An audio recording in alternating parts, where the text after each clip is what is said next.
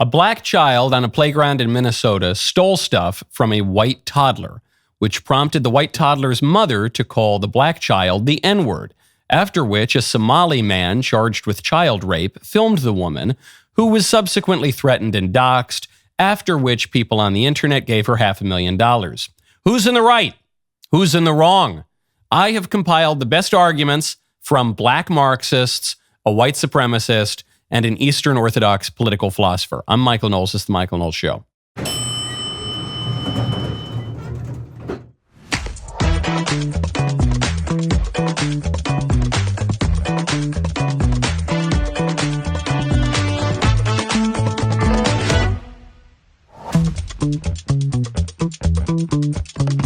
Welcome back to the show. Should President Trump become the next pope? The White House suggested just such a thing, and some people are pretending to be offended. Some people, I suppose, are legitimately offended, and I give my takes as a mackerel-snapping papist on the whole affair. First, though, I want to tell you about Harvest Hosts. You know what really RV pilled me? Clarence Thomas. Clarence Thomas, one of the smartest, most conservative, cultured men in the entire country, is a huge RV hound. Apparently, Justice Thomas and his wife take RVs all around the country. If you rent or own an RV and you're tired of parking your RV in boring concrete jungles, then you need Harvest Hosts. With Harvest Hosts, $79 a year gets you unlimited, fee-free overnight stays at 9,500 amazing spots across North America. You can wake up at wineries, where research is obviously strongly encouraged, farms, museums, golf courses, even drive-in movie theaters. Your home on wheels deserves better than another rest stop. Discover cool new places, support local businesses, finally use your RV for what it was meant for, actual adventure. If you're looking for some of their location options, they have it's seemingly endless choices, and some of them are really impressive to me. They've got some that are near like an ice cave, or a volcano, and of course the national parks and the avian sanctuaries. They got stuff with lions. It's just unbelievable. Unbelievable. So using Harvest Hosts to map out your trip takes all the stress out of traveling. The hosts' locations are vetted, safe, well-reviewed, means you can travel with no worries. Over 50,000 five-star reviews. You're going to love your journey. If you are ready to start planning your next adventure, go to harvesthosts.com. Use code Knowles. Get 20% off Harvest Hosts membership. Once again, that is harvesthosts.com. 20% off. Use code Knowles so they know that I sent you. The N-word story. The N-word. You know, I have a whole chapter in my book, Speechless, Controlling Words, Controlling Minds. Wow, that was fast. I hadn't mentioned it in a while, so I didn't know if you were going to have the bell on cue. That was good. That's very impressive, guys. I have a whole chapter in my book about the N-word, which I point out in the book is spoken of with the same taboo and awe and reverence as the unpronounceable name of God was by the ancient Israelites. But there is legitimately a taboo in the country. It's really the one word that you're not allowed to say. And this woman called a 5-year-old kid that. Now, the 5-year-old kid allegedly was rifling through the woman's bag and stole something from the woman's 18-month-old. And then the story gets even weirder because a Somali guy starts filming her and says, "Did you just call that kid the N-word?" But the Somali guy was reportedly charged with raping a 16-year-old girl in 2023. So you have an alleged child rapist filming this woman trying to harass and dox her for calling a 5-year-old really nasty racial slur. And then the internet raised $500,000 for her. So what's this all about? I will tell you what this is not about. This incident, or the fundraising for this incident, has absolutely nothing to do with a woman calling a child the N-word. That's the one thing that is completely certain about this story.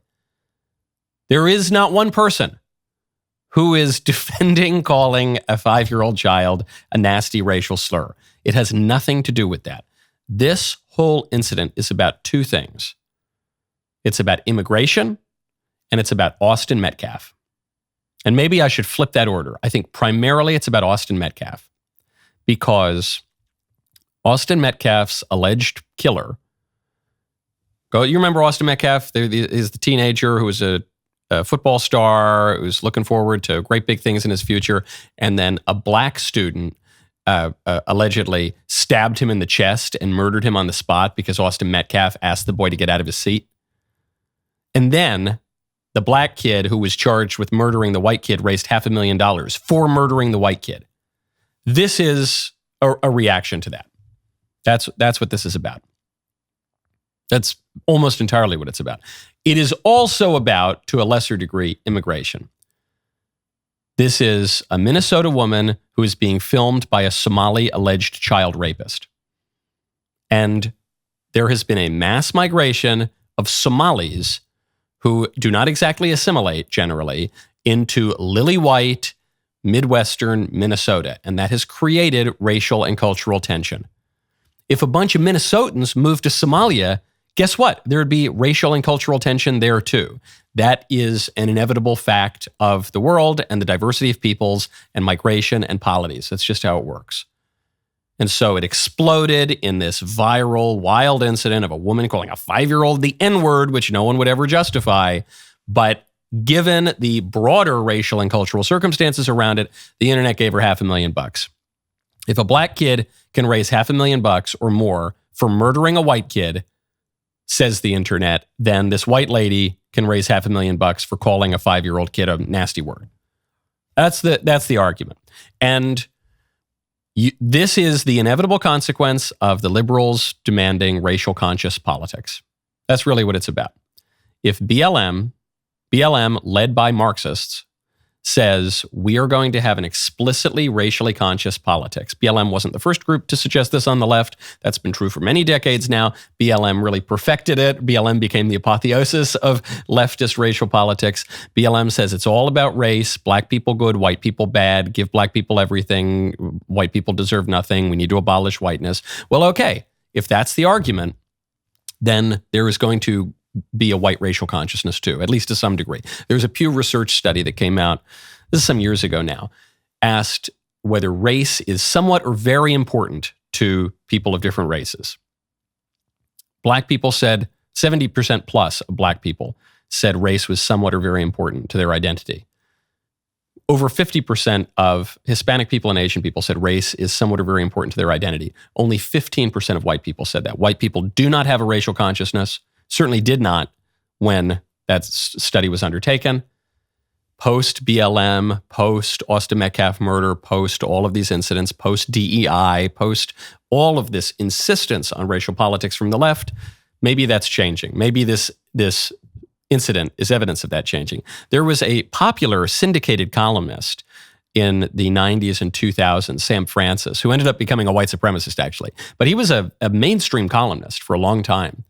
And he said, if the left is going to insist on racial consciousness, then there's going to be a white racial consciousness, period, end of story. And that does seem to be a fact of politics. You know, if the left insists on something and the right doesn't want that thing, but the left keeps insisting on it and the left gets a vote because the left is half of our political order, then you know what? They're going to get it, okay? If you really, if you ask for it long enough, you're going to get it. You might not like what you get. You might not like this. You might think this is a kind of ugly scene. I think most people think this is an ugly scene. But what do you expect? It is simply not politically stable for every race to have a racial consciousness that they are told increasingly is important and essential to politics, and then have just one race not cultivate a racial consciousness. It's just not sustainable. And it's the left's fault, but there you have it. So then the question becomes, how should conservatives think about race? What should the conservative attitude toward race be? It seems that there are two poles. On the one hand, you have the people who say there's no such thing as race. Race is totally socially constructed. There's only one race, the human race. On the other hand, you have people who say, you know, race is everything and the purity of our blood is the most important thing in politics. And what should the conservative attitude toward race be? It seems to me that proper love of one's own is good if it is rightly ordered, if it is in the service of the love of God. We've been talking a lot about the Ordo Amoris, the order of love, the Ordo Caritatis, the order of charity. J.D. Vance kind of brought that discussion into the popular consciousness.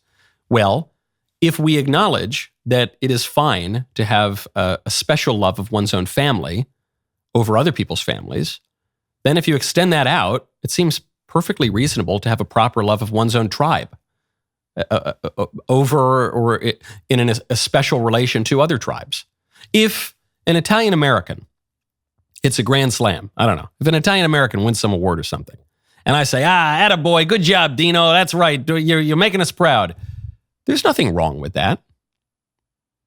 If that special love of one's own becomes an excuse for deriding or hating some other group, that would seem to be a problem.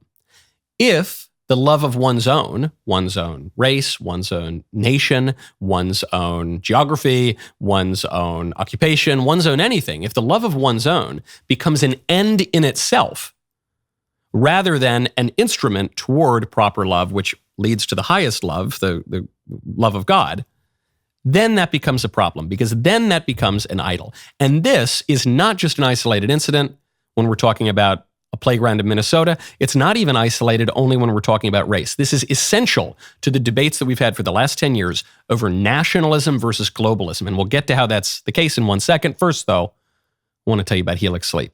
You need to go to helixsleep.com/Knowles. Some nights I sleep great. Some nights I don't sleep well because I'm up all night and I'm working and I'm traveling and I've had cigars and maybe a few Coca-Colas.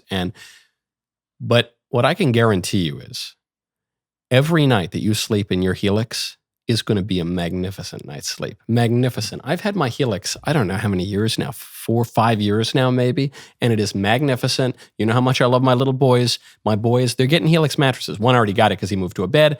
The one who's about to move out of the bed is getting ready for his beautiful Helix mattress.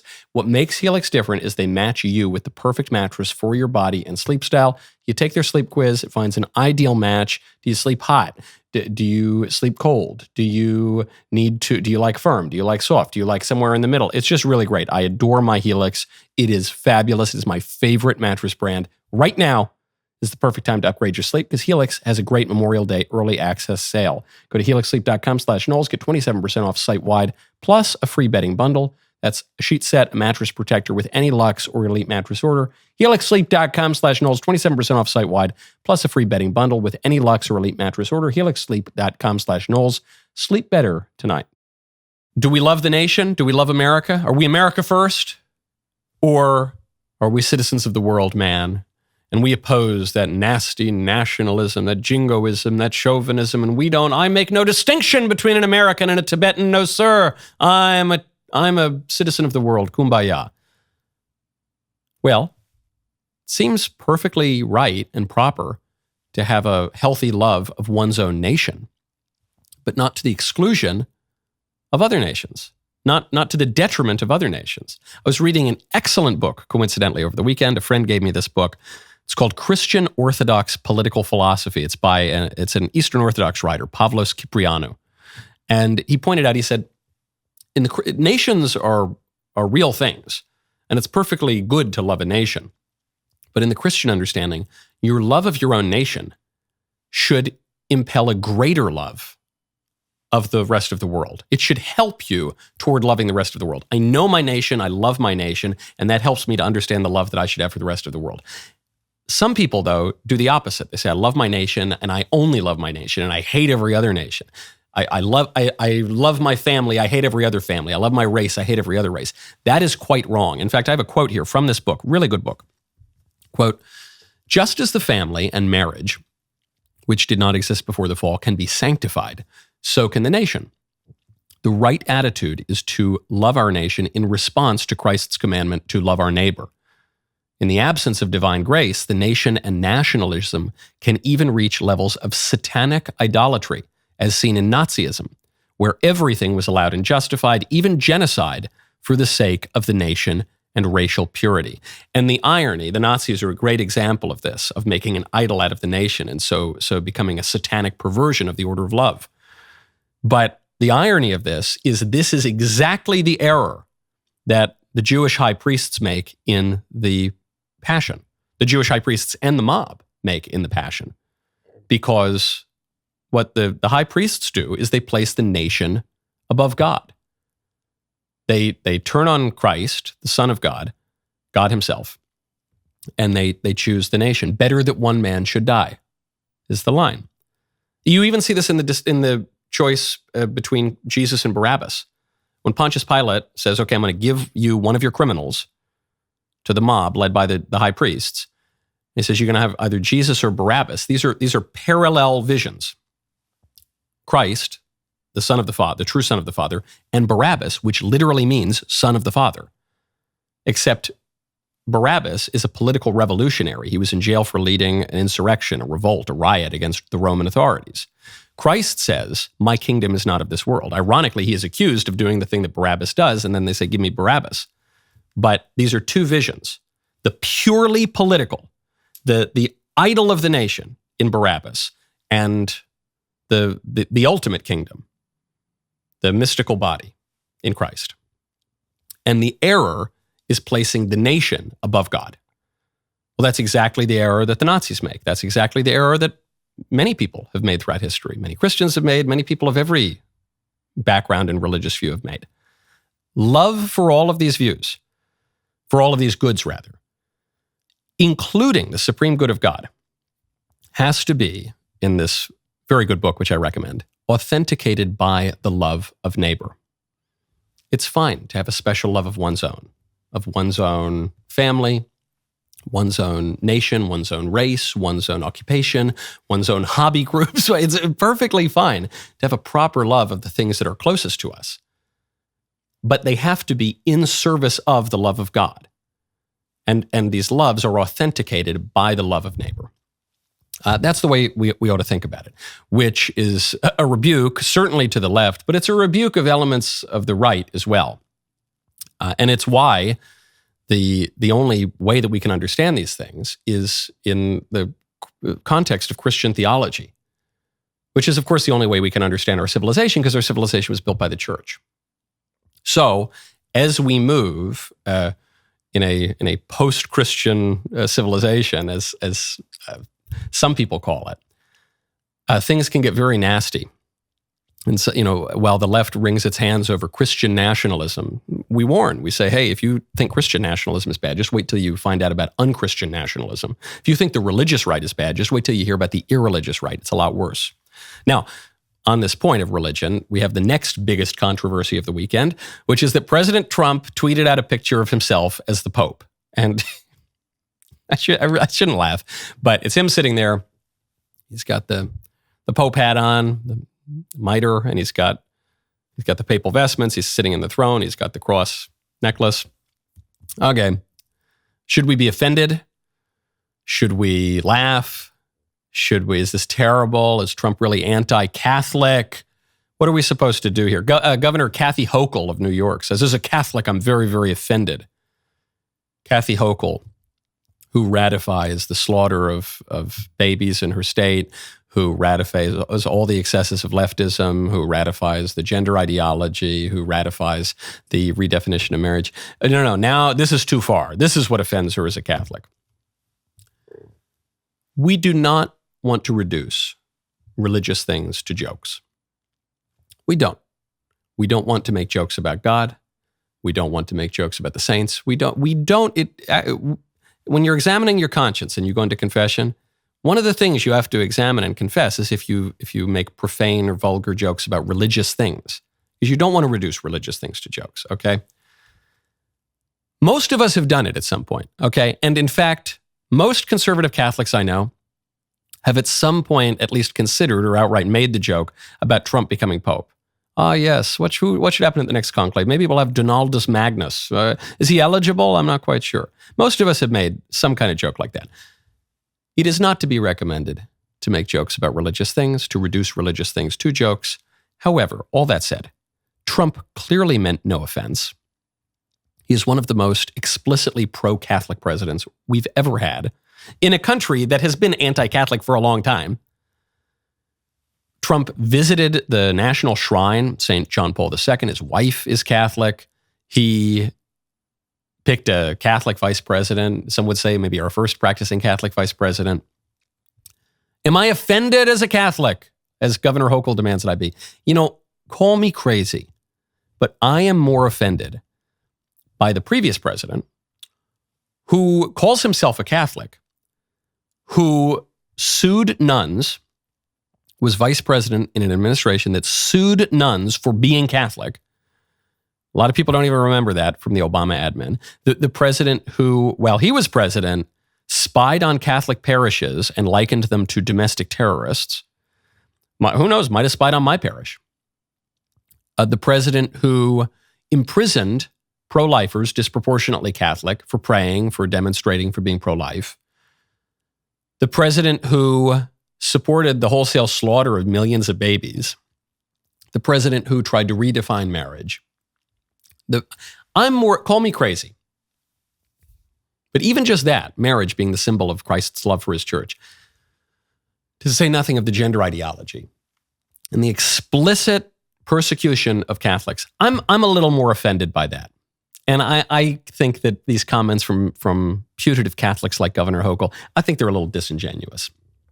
I'm not going to lose much sleep over that. So, speaking of President Trump, he has now directly addressed something that has been driving the left crazy, which is the prospect of Trump running for a third term. And Steve Bannon has been fueling this fire. He said Trump's going to run for a third term. He's going to win a third term. Trump himself is selling Trump 2028 hats on the website. And he was asked this question by NBC News. Here's his answer. The Trump organization is selling hats that say Trump 2028. Yeah. Are you seriously considering a third term, Mr. President, even though it's prohibited by the Constitution? Or is this about staying politically viable? I will say this. So many people want me to do it. I have never had requests so strong as that. But it's something that, to the best of my knowledge, you're not allowed to do. I don't know if that's constitutional that they're not allowing you to do it or anything else, but there are many people selling the 2028 hat. But this is not something I'm looking to do. I'm looking to have 4 great years and turn it over to somebody, ideally a great Republican to carry it forward. But I think we're going to have 4 years, and I think 4 years is plenty of time to do something really spectacular. I love it. I love the whole thing. As I said from the beginning when Trump started talking about the third term in 2028 and the libs were losing their mind, I said, you guys, you're just exposing yourselves for not understanding anything about our political moment. You're just not, all these left-wing political analysts were pointing out, they were revealing that their analysis was just totally worthless. As I said, it's obvious what Trump is doing here. Trump is in principle a lame duck right now. It's a little weird because his second term is non-consecutive, but if this were a consecutive second term, people would be calling him a lame duck. He doesn't want to be a lame duck. So he's dangling out this red meat here and saying, well, maybe I'll run for a third term. And the libs are all going for it. You know, it's not red meat, it's catnip, really. And all these little cats go running for it. But I said, I wouldn't worry about it, folks. And then the way he's talking, he says, well, look, what's my answer on the third term? Many people are asking me. Look, many people are selling Trump 2028 hats, including him. He leaves that part out. And look, and I don't know, maybe it's a constitutional thing? And there are going to be the people who think that Trump is stupid, the handful of people who are so thick-headed that they can still convince themselves that Trump is stupid. They're going to believe that he's serious here. When he's playing, I don't know, is it in the Constitution? I don't know. Have you guys seen that? I don't know. Who knows? But then he comes to his point. He says, but look, I think we're going to get it done in 4 years. Okay, and they're going to still be libs out there who say, oh no, he's a dictator. He's going to abolish elections. And when you hear people say that now, that's a very helpful little tool. Because whenever you hear someone say, Trump is going to have a third term and it's going to end the republic and this, just know that person's analysis is so obviously wrong, you don't need to listen to a word that they have to say. But now Trump says, I want to turn it over to someone. Who is his successor going to be? He's asked that question. He gives an answer. First, though, I want to tell you about Lumen.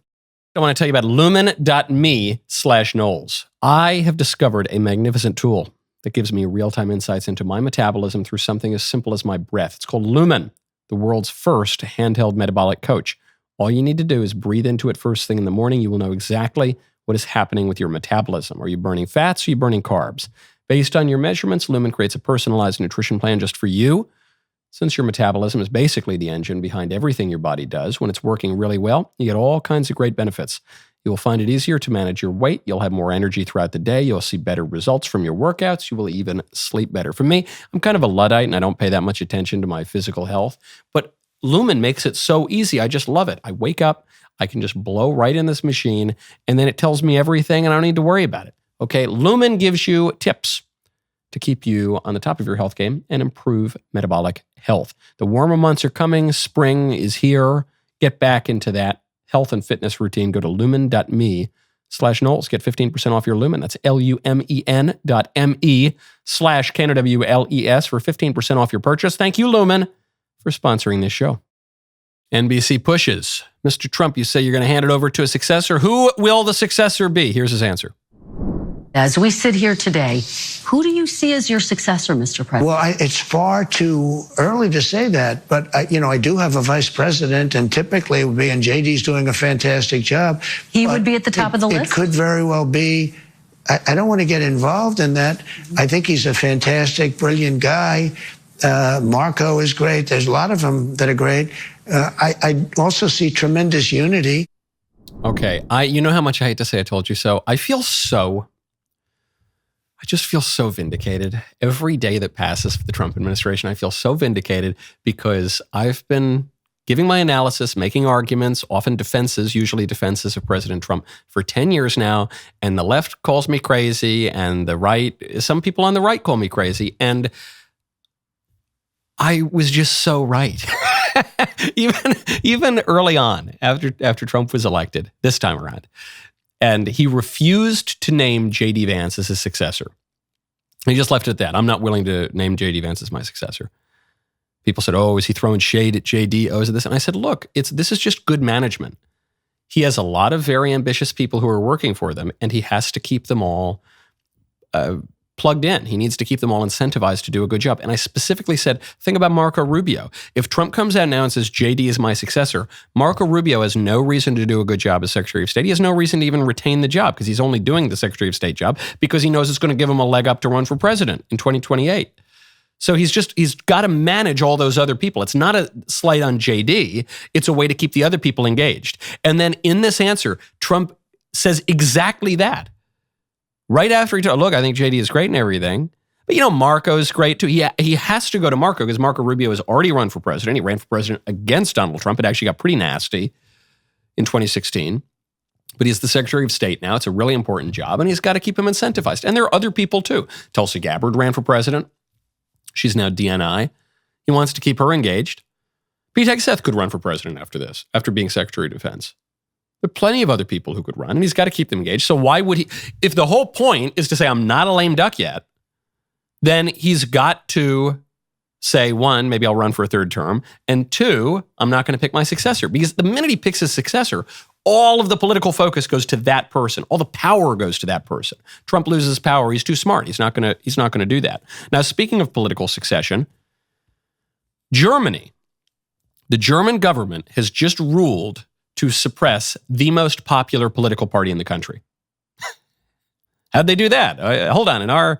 In their sacred democracy, how did the government rule to suppress the most popular political party in the country? Well, the supposedly independent Federal Office for the Protection of the Constituent, which reports directly to the Interior Ministry of the civilian government, ruled that the AfD, the Alternative for Deutschland Party, is a right-wing extremist organization. Most popular party in the country, right-wing extremist organization, which will allow the state, by this classification, to surveil the party. It will allow the state to observe its meetings. It will allow the state to wiretap the party and related party communications. It's basically saying, you were the most popular political party in the country, and because of our firewall against what we call the far right, we are going to exclude you from the government. You could be don't forget, it's not just two parties in Germany. It's like the rest of Europe. It's lots of little parties. And so you could have the lion's share of the public support, but be totally kept out of the government. The supposed conservatives would rather make an alliance with the liberals and the far left than they would with the supposedly far right party. Mind you also, the supposedly far right party, Alternative for Deutschland, is led by a lesbian libertarian who has publicly said that Hitler was a communist. Okay, so not exactly the second coming of the Fuhrer, okay? A lesbian libertarian who makes arguments from the mainstream of American politics saying that the Nazis were on the left or whatever, that party is too far right for Germany. What does it mean? It means liberalism can be just as authoritarian as any other political ideology and any other type of regime. Liberalism, which says that it's the opposite of authoritarian, which makes authoritarianism the worst enemy. Liberalism itself can be very authoritarian and increasingly can be totalitarian. What's the difference between authoritarian and totalitarian? Authoritarian says, hey, you can't do this, you can't do that, and we're going to leave you alone. Authoritarian is like Francisco Franco. Francisco Franco in Spain, who says, you can't kill priests, you can't rape nuns, you got to recognize it's a Christian country, we're going to kick the Bolsheviks out of Iberia, sorry Soviet Union, you don't get to take over Spain and the rest of Iberia, but as long as you play by the rules, we're not going to get involved in your personal life. Do basically whatever you want, but just recognize there are some limits here, and we're going to say no to certain things. Versus totalitarian, a system like communist, Soviet Russia, or like Nazi Germany, which infiltrates every element of society. Nothing is immune or kept off from the political ideology. So it goes down into the civic organizations. It goes down into employment. It goes down into the family. You have neighbors ratting on neighbors. You have kids ratting on parents. It's totalizing. Those are very different things. And liberalism can be either. Liberalism can be authoritarian, just explicitly from the government saying, nope, can't do this. German government says, nope, you guys want to vote for the kind of right-wing, kind of libertarian, but kind of right-wing party, Alternative for Deutschland. Nope, you're not allowed to do that. Sorry, vote for someone else. That's authoritarian. But liberalism can also be totalitarian. Liberalism can also come out and say, hey, parents, you have no right to your kids' education. Hey, parents, if you won't castrate your children according to our whims, we're going to take your kids away from you.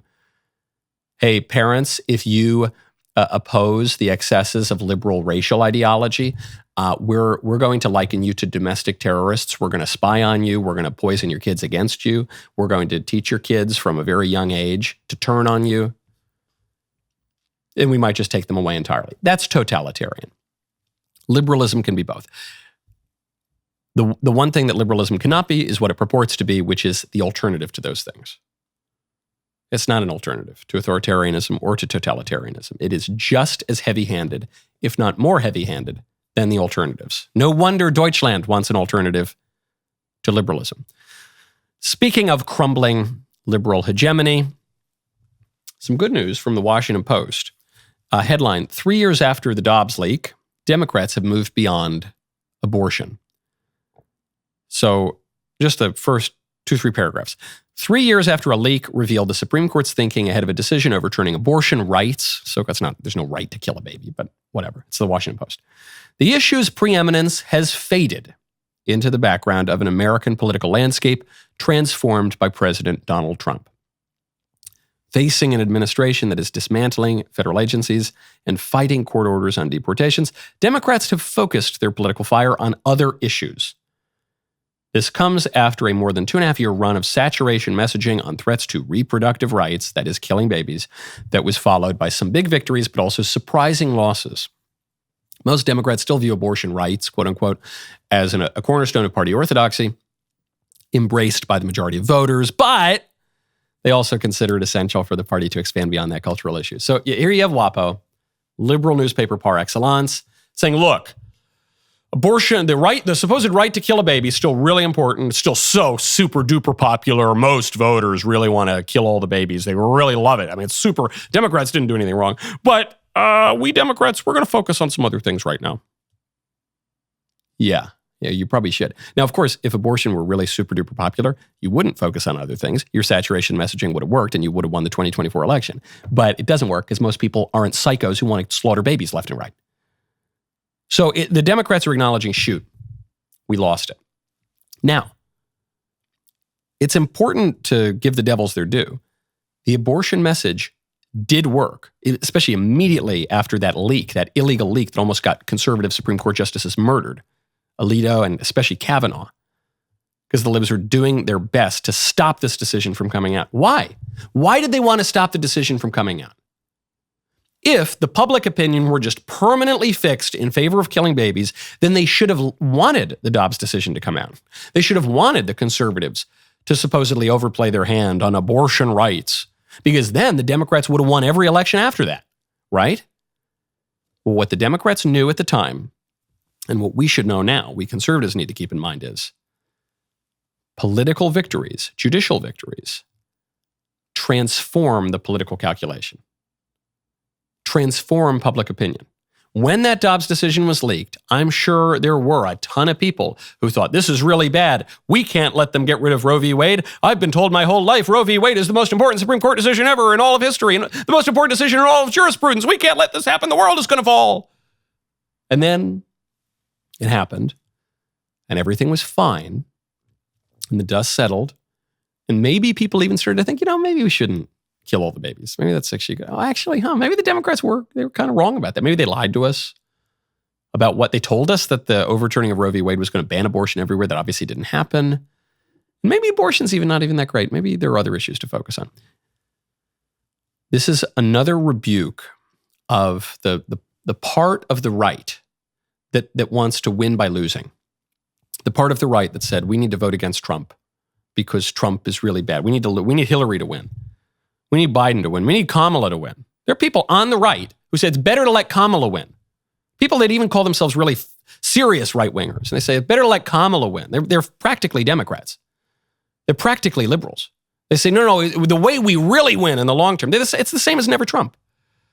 The way we really win in the long term is by losing every election. And then we lose the Supreme Court seats, and then we lose the judicial decisions, and then we lose and lose and lose. And by the way, ultimately we lose public opinion. But somehow we're going to win in the long run. It's like when South Park had it. I'm dating myself, but South Park had a whole episode about the underpants gnomes. And the underpants gnomes were the group of mythical creatures that would steal people's underpants, and then something would happen, and then they'd make a lot of money. And they couldn't quite figure out that second part. Well, that's like the people on the right who say, well, the way we're going to win is by losing. No, the way you win is by winning.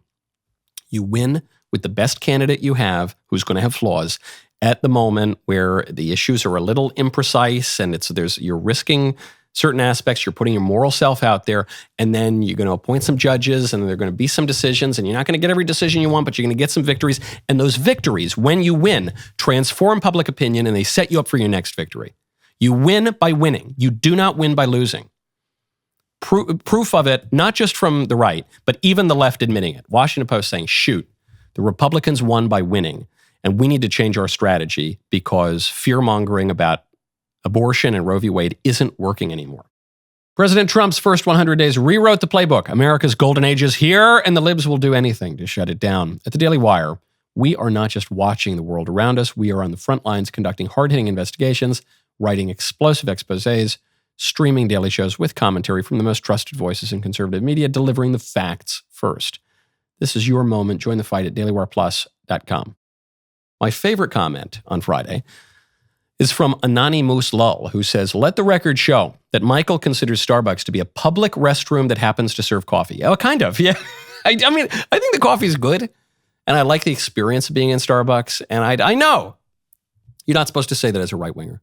You're supposed to pretend to hate Starbucks. Starbucks has provided me with a relatively nice public bathroom in every city around the world. And the coffee it's a little bit overpriced, but the coffee is perfectly good too. Yeah, I'll admit it. I think many, if not most, conservatives agree with me, and I just have the courage to admit it. I enjoy Starbucks, and I love a pumpkin spice latte. I do. Whatever. I don't care. I don't care what you think. Now, speaking of the abortion issue, big study just came out. Big study done by the Ethics and Public Policy Center, very respected think tank. 11% of women who take the abortion pill will suffer health consequences, serious health consequences as a result. And the left doesn't want you to know about this, and the pro-abortion lobby doesn't want you to know about this. The abortion pill is not just a minor issue in pro-life advocacy. The abortion pill now constitutes the majority of abortions. Most women who kill their babies do so with the abortion pill. That wasn't true 5 years ago. It is true now. So we should, one, focus our efforts on limiting the abortion pill or eradicating it if it's possible. And the way that we do that is not merely by yelling at people. It's by showing the myriad ways in which the abortion pill is harmful, not only to the baby, but also to the woman. The left says, oh, the abortion pill, it's totally fine. It's wonderful. No big deal. Come on, go kill your kids. No one will have to know. You can do it in the comfort of your own home, which is why abortions have ticked up since the Dobbs decision. It's not because of the Dobbs decision. It's because the Dobbs decision coincided with this technological advancement and legal laxity for the abortion pill, which allows women to kill their babies without even having the stigma of walking into a Planned Parenthood. Well, what this study found was that more than 1 in 10 women who take mifepristone, the abortion pill, will face a serious health consequence. This wasn't a study of just 10 people or something. This was a study of 865,727 patients. Wasn't just over the course of a few months. It was over a period of 6 years, 2017 to 2023. Published by EPPC, discovered that 11% of women suffered at least one serious adverse event within 45 days of taking the pill. The largest data set that we know of. More than 4.7% of women were forced to visit an emergency room related to the abortion. More than 3.3% of women suffered hemorrhaging. These are big numbers. More than 1.3% got an infection. Thousands of women were hospitalized. More than 1,000 women here needed blood transfusions. Hundreds of these women suffered from sepsis. The abortion industry will not tell you about any of that. Nearly 2,000 of these women had a different life-threatening adverse event from the ones that I've just mentioned. And in 2.84% of cases, the abortion from the abortion pill didn't work. And then the women completed the murder of their children through a surgical abortion. So in almost 3% of cases, the women take this poison with serious risk of harming or killing them. And it doesn't even do the thing they want to do, which is kill the kids, so they got to go in and have the surgical abortion if they want to complete the abortion, which of course no one has to do. Got to let women know this. One, for their own good, because we actually, even though these women are doing a very terrible thing, which is murder their children, one still loves them. One still has a Christian love for them. One might even have a familial or a community love for them. It might be women you know. And a lot of these women don't have good information. And even if the women do understand the moral gravity of killing their own child, even if they do admit that to themselves, a lot of women won't admit that to themselves. If you tell them, by the way, if you take this abortion pill, there's a greater than 1 in 10% chance you're going to seriously damage your health. Just that alone will very likely reduce their likelihood to do it.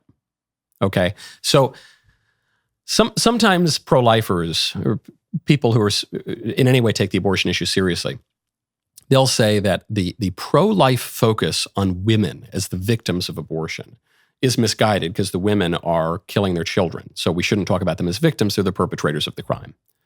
And sometimes it's both. Sometimes women are pressured into it or even forced into the abortion. Sometimes they do it with full consent.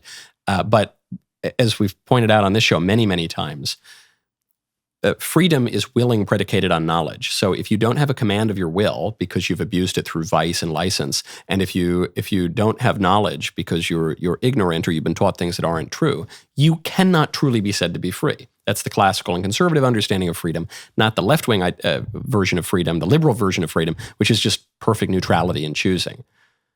But these women really are not free, either because they've damaged their wills through vice or because they're ignorant or both, likely both. But in any case, the reason to focus on the risks to women from these abortions is a prudential choice to stop the abortions. When we point out that abortions are very bad for women, when we point out that the year before Roe v. Wade, not a lot of women died from illegal abortions. The left tells us thousands of women were dying. That isn't true. But 39 women died from illegal abortions the year before Roe v. Wade. 24 women died from legal abortions. When you look at where abortion was legal and illegal, it was about as risky to have a legal abortion as an illegal abortion. When you point these things out, when you say there are risks to legal abortion, that the legal abortion industry is bad for women, you're saying a true thing. You're not lying. But you are doing that for the good of saving the babies, which is, I guess, the theme of our show today. The theme of our show is recognizing that our actions cannot be intrinsically evil or immoral in themselves, good ends don't justify immoral means. But furthermore, even good actions or morally neutral actions need to be ordered toward the highest good. They need to be ordered toward the love of God. They need to be authenticated by this genuine love of our neighbors, which is what St. Paul says. That's what he means when he says, if you have all the virtues but you don't have charity, you're nothing. So you could be the most pro-life person in the world if you hate these women. If you go through your pro-life activism without charity, you're nothing. And the activism's probably not going to amount to anything. Same is true of love of family, it's love of nation, patriotism, really every action in your life has to have your loves ordered in the right way. I'm really glad J.D. Vance started this conversation on the order of love. This is good stuff. This is a pretty Catholic administration, wouldn't you say? Today is Music Monday. The rest of the show continues now. You don't want to miss it. Become a member. Use code Knowles, KNWLES at checkout for 2 months free on all annual plans.